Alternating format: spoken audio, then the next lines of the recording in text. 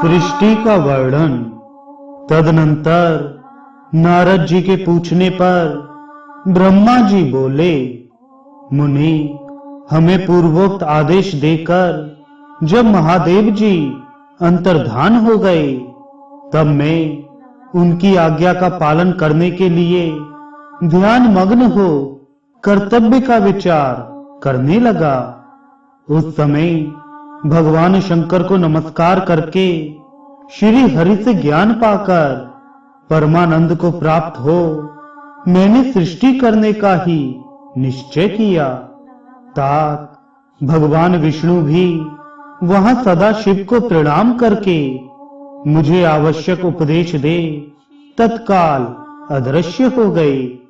वे ब्रह्मांड से बाहर जाकर भगवान शिव की कृपा प्राप्त करके वैकुंठ धाम में जा पहुंचे और सदा वहीं रहने लगे। मैंने सृष्टि की इच्छा से भगवान शिव और विष्णु का स्मरण करके पहले के रचे हुए जल में अपनी अंजलि डालकर जल को ऊपर की ओर उछाला। इससे वहां एक अंड प्रकट हुआ जो 24 तत्वों का समूह कहा जाता है। विप्रवर वह विराट आकार वाला अंड जड़ रूप ही था। उसमें चेतनता ना देखकर मुझे बड़ा संशय हुआ और मैं अत्यंत कठोर तप करने लगा। 12 वर्षों तक भगवान विष्णु के चिंतन में लगा रहा। तात वह समय पूर्ण होने पर भगवान श्री हरि स्वयं प्रकट हुए और बड़े प्रेम से मेरे अंगों का स्पर्श करते हुए मुझसे प्रसन्नता पूर्वक बोले। श्री विष्णु ने कहा, ब्रह्मान, तुम वर मांगो, मैं प्रसन्न हूं। मुझे तुम्हारे लिए कुछ भी अदेय नहीं है। भगवान शिव की कृपा से मैं सब कुछ देने में समर्थ हूं। मैंने कहा, महाभाग, आपने जो मुझ पर कृपा की है वह सर्वथा उचित ही है, क्योंकि भगवान शंकर ने मुझे आपके हाथों में सौंप दिया है। विष्णु, आपको नमस्कार है। आज मैं आपसे जो कुछ मांगता हूं उसे दीजिए। प्रभु, यह विराट रूप 24 तत्वों से बना हुआ अंड किसी तरह चेतन नहीं हो रहा है, जड़ीभूत दिखाई देता है। हरे, इस समय भगवान शिव की कृपा से आप यहाँ प्रकट हुए हैं, अतः शंकर की सृष्टि शक्ति या विभूति से प्राप्त हुए इस अंड में चेतना लाइए। मेरे ऐसा कहने पर शिव की आज्ञा में तत्पर रहने वाले महाविष्णु ने अनंत रूप का आश्रय ले उस अंड में प्रवेश किया। उस समय उन परम पुरुष के सहस्त्रों मस्तक, सहस्त्रों नेत्र और सहस्त्रों पैर थे। उन्होंने भूमि को सब ओर से घेर कर उस अंड को व्याप्त कर लिया। मेरे द्वारा भली भांति स्तुति की जाने पर जब श्री विष्णु ने उस अंड में प्रवेश किया, तब वह 24 तत्वों का विकार रूप अंड सचेतन हो गया। पाताल से लेकर सत्यलोक तक की अवधि वाले उस अंड के रूप में वहां साक्षात श्री हरि ही विराजने लगे। उस विराट अंड में व्यापक होने से ही वे प्रभु वैराज पुरुष कहलाए। पंचमुख महादेव ने केवल अपने रहने के लिए सुरम्य कैलाश नगर का निर्माण किया, जो सब लोकों से ऊपर सुशोभित होता है। देव ऋषि संपूर्ण ब्रह्मांड का नाश हो जाने पर वैकुंठ और कैलाश, इन दो धामों का यहाँ कभी नाश नहीं होता। मुनि श्रेष्ठ, मैं सत्यलोक का आश्रय लेकर रहता हूँ। तात महादेव जी की आज्ञा से ही मुझ में सृष्टि रचने की इच्छा उत्पन्न हुई है। बेटा, जब मैं सृष्टि की इच्छा से चिंतन करने लगा, उस समय पहले मुझसे अनजान में ही पापपूर्ण तमोगुणी सृष्टि का प्रादुर्भाव हुआ, जिसमें अविद्या पंचक अथवा पंचपर्वा अविद्या उत्पन्न हुई। तदनंतर प्रसन्न चित्त होकर शंभु की आज्ञा से मैं पुनः अनासक्त भाव से सृष्टि का चिंतन करने लगा। उस समय मेरे द्वारा स्थावर संज्ञक वृक्ष आदि की सृष्टि हुई, जिसे मुख्य सर्ग कहते हैं। यह पहला सर्ग है। उसे देखकर तथा वह अपने लिए पुरुषार्थ का साधक नहीं है, यह जानकर सृष्टि की इच्छा वाले मुझ ब्रह्मा से दूसरा सर्ग प्रकट हुआ, जो दुख से भरा हुआ है। उसका नाम है त्रियक श्रोता। वह सर्ग भी पुरुषार्थ का साधक नहीं था। उसे भी पुरुषार्थ साधन की शक्ति से रहित जान जब मैं पुनः सृष्टि का चिंतन करने लगा, तब मुझसे शीघ्र ही तीसरे सात्विक सर्ग का प्रादुर्भाव हुआ, जिसे ऊर्ध्व श्रोता कहते हैं। यह देव सर्ग के नाम से विख्यात हुआ। देव सर्ग सत्यवादी तथा अत्यंत सुखदायक है।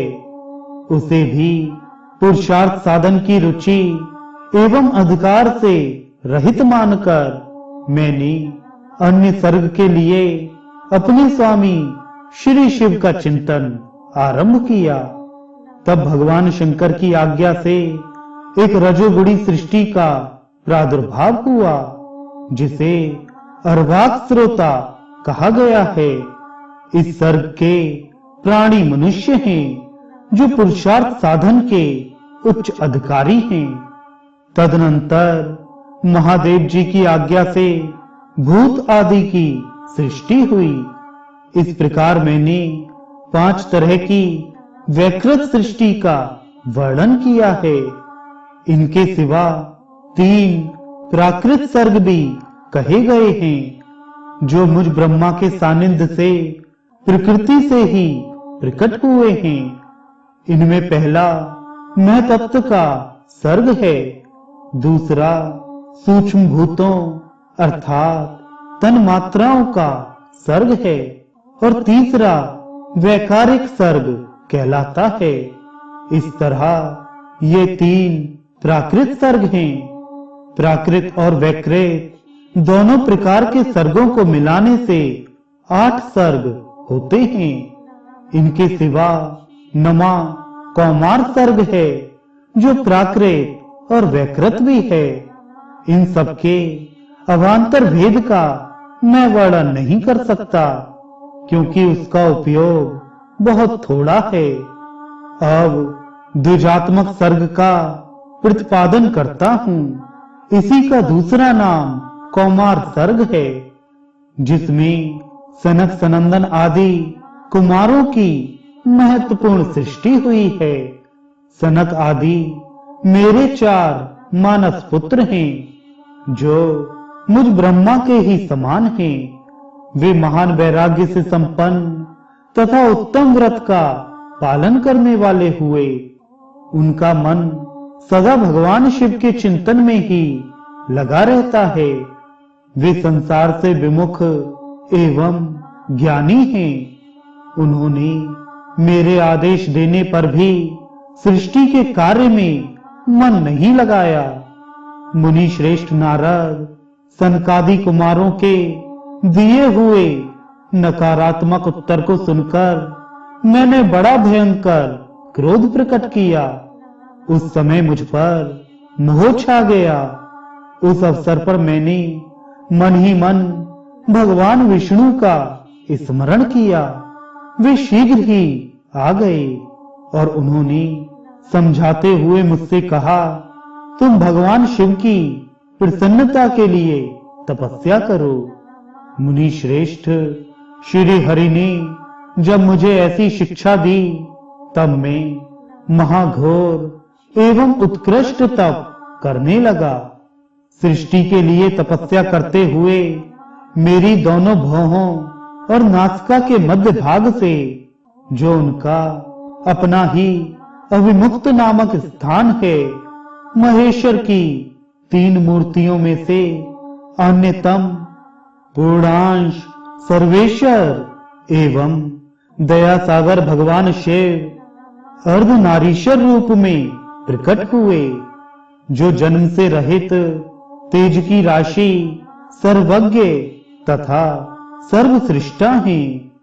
उन नील लोहे नामधारी साक्षात उमा वल्लभ शंकर को देख बड़ी भक्ति से मस्तक झुका उनकी स्तुति करके मैं बड़ा प्रसन्न हुआ और उन देव देवेश्वर से बोला, प्रभु आप भांति भांति के जीवों की सृष्टि कीजिए। मेरी यह बात सुनकर उन देवाधिदेव महेश्वर रुद्र ने अपने ही समान बहुत से रुद्रगणों की सृष्टि की। तब मैंने अपने स्वामी महेश्वर महारुद्र से फिर कहा, देव आप ऐसे जीवों की सृष्टि कीजिए जो जन्म और मृत्यु के भय से युक्त हों। मुनि श्रेष्ठ मेरी ऐसी बात सुनकर करुणा सागर महादेव जी हंस पड़े और तत्काल इस प्रकार बोले। महादेव जी ने कहा, विधाता मैं जन्म और मृत्यु के भय से युक्त अशोभन जीवों की सृष्टि नहीं करूंगा, क्योंकि वे कर्मों के अधीन हो दुख के समुद्र में डूबे रहेंगे। मैं तो दुख के सागर में डूबे हुए उन जीवों का उद्धार मात्र करूंगा। गुरु का स्वरूप धारण करके उत्तम ज्ञान प्रदान कर उन सबको संसार सागर से पार करूंगा। प्रजापते दुख में डूबे हुए सारे जीव की सृष्टि तो तुम ही करो।